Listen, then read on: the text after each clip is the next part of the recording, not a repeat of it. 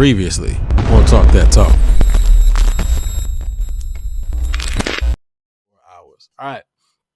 And also, I don't disagree with him at all. I absolutely do not.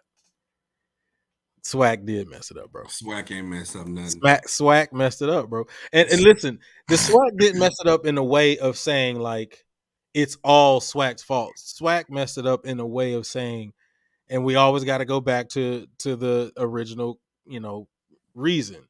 After Robert Champion, the energy and the everything of the SWAC just took over HBCU marching band. I respectfully disagree. As a person from the SWAC, I'm pretty sure you would.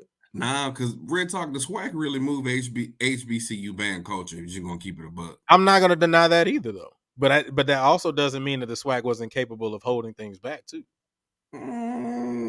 I respectfully disagree. All I'm saying is this: if you have an aspect of trendsetters that move a culture, that's why I say I'm only disagreeing in regards to the Robert Champion scenario. All I'm saying is I feel like, and we're just gonna keep it a buck. Southern actually moves band culture. You just gotta be honest, bro. They do. I agree. They do. And so, I mean, when you have a prolific band like that, I'm gonna agree, but I'm gonna slightly disagree in the sense that Southern moved. What? Anyway, Southern Charles owned it, bro. Like, I know y'all can't see these comments. Charles said we ain't got no home train. No, he's I saw it today, bro. But yeah, I would say Southern moved the culture, but I don't think they're moving the culture now because I think now the culture itself is on autopilot now. It's kind of taking off in its own trajectory. Now, does that trajectory necessarily mean it's good? I don't know. But I can definitely say they were the catalyst for where it's moving to. I think they moved it to a point, and I think they moved the needle to where, honestly, in my opinion, let's just keep it a buck, other bands had to low-key catch up. This is why I say that, because now with social media, if you look at the evolution of, for example, like FAMU, like their shows, their show style, they're doing picture shows and different things like that. That's a DCI aspect. I would have, being sincere, I would have expected that from the MEAC, specifically if I look at Norfolk. If you look at Norfolk, I think when it comes to their own style, their own sound, and what they do, even a percussion section, they're in, honestly, a league of their own. Because, like, you really can't compare the Legion to really no other black band. And that's just being fair. I think the MEAC had their own identity overall. So if you look at Norfolk, you can't compare them to Bethune because they just was two different bands, right? Sound, they both were the same. You're talking about old MEAC, right? Because that new MEAC, yeah, old MEAC, old MEAC ain't got nobody but Norfolk. But go right. Ahead. And so then when you look at NCAT, prior to, NCAT kind of had like a SWAC-ish aspect, we're taught, and then they developed into their own, right? And so then who said stagnant? And so then if you look at real talk, if you look at the SWAC, if you really wasn't doing 8 to 5, really what you was doing, and then if you're going to be honest, Prairie View, we was doing aspects of picture shows from FAM. So I mean, okay. I'm just saying. So if being sincere, if you was in a SWAC and you was doing 8 to 5, you was being compared to Southern, and Southern, to their credit, they perfected it. Now, so my cousin talk about, she didn't march for Southern, y'all. She did not march for Southern, y'all. But I'm not gonna say nothing, because I want to make sure my auntie cook when I get there. But all I'm saying is, why don't you just give your cousin the link instead of having her listen to you on the phone? Because the reason why I don't want to give my cousin a link, because I don't want to embarrass the family, because y'all don't know her, man. I know her. I'm good right here. But all I'm saying, but I agree with Lauren. Real talk. Southern does, to a degree, control the SWAC culture. We just have to be a buck. Now, I do think Jackson State is pushing that. I do. I do feel like Jackson State is pushing that. I think Prairie View, my own alma mater, is honestly, they're cool with their identity for who they are at this particular time. I mean, they all they got, they all they need. And that's it. And I'm with that too. They all they got, they all, and we all we need. I'm riding with the home team. See, cut me. Hey, look, for real, if we talking about pushing the culture, man, I think one band that we're really forgetting, even though I hate them with a passion, is North Carolina A&T, man.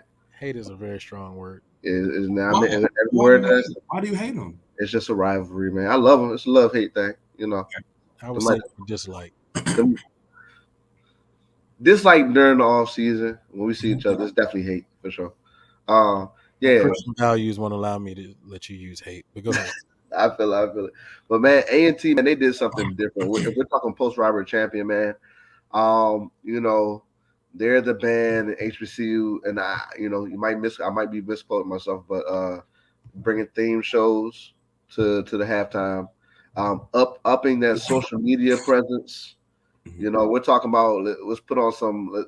Let's not just make a band film with, you know, a wide shot and a wide shot. That's pretty much what we used to see on band tapes, was just the shot from the center where the press box is.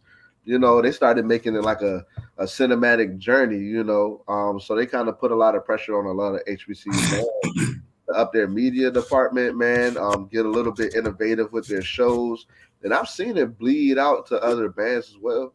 You know, I mean, naturally as it should, because as a culture, we should be looking at each other and what does this band do well? How can we do this well as well? You know, how can we make it our own? So I think that A&T was a catalyst for, you see, these, I'm gonna say the top 10 bands all have really, really, really good media teams now. They have a whole team. It's not just one guy that used to march in the band, they got a camera. You know, they have a team. Most of them have worked it out with their school where they have mass comm interns. And, you know, they're really putting on some real good productions for this, man. I think A&T did a lot to shape the culture for what we see now. And another thing, they was talking about shaping, this is the SWAC. You said the SWAC ruined it, man. A lot of these band directors have gotten a little active on social media too, man. I know we kind of mentioned it a little bit earlier, but you know, a lot of these band directors are now social media celebrities. You know what I'm saying? They're friends with everybody on there. Everything they say is like breaking news or something like that, man. So I think that did a lot to change the culture, because now these band directors are a lot more accessible than they were before. You don't have to be in that band program to access them. So I think that's changed a lot of ways that we react and respect other bands, man. Because you'll see the band director talk, and I've seen quite a few band directors talking trash candidly on social media to other bands, you know. And when the students see that, when prospective members see that, they feel like that's okay as well. So I think that has a lot to do with the culture that we're in, the climate that the culture is in right now, with the trash talk, with all the students that we were just talking about going a little bit too far in the comment sections and all that. I think the band directors are at fault for it as well. But I mean, but it's a marketing tool now. Like, we're just going to be honest, social media is a marketing tool, and we've said it. Like I say, to back in the day, to truly get a band tape was hard. I'm is it Lamick? LAM? I think, yeah. Like, videos. yeah, like he was the GOAT, bro, for breaking band clips, and I don't know how he get them. I mean, he a part of Illuminati or something like that for band clips or something like that, but like he always had the clips, right? And I think Garrett is a GOAT for what he started doing. And if we're just gonna be sincere, you have to go back and give credit where credit is due. Garrett started the trend, and people are now trying to catch up with him in regards of videos. Like, he started doing the videos. They started there on YouTube. After they started doing that, they started doing drones. I mean, they started doing band rehearsals to where they were playing songs, and then they were live streaming on YouTube. I know that NCAT, they later did it, excuse me, which was an awesome, like, their band room sessions is immaculate. You know what I'm saying? But I think with social media and YouTube, that's the trend, bro. That's the trend.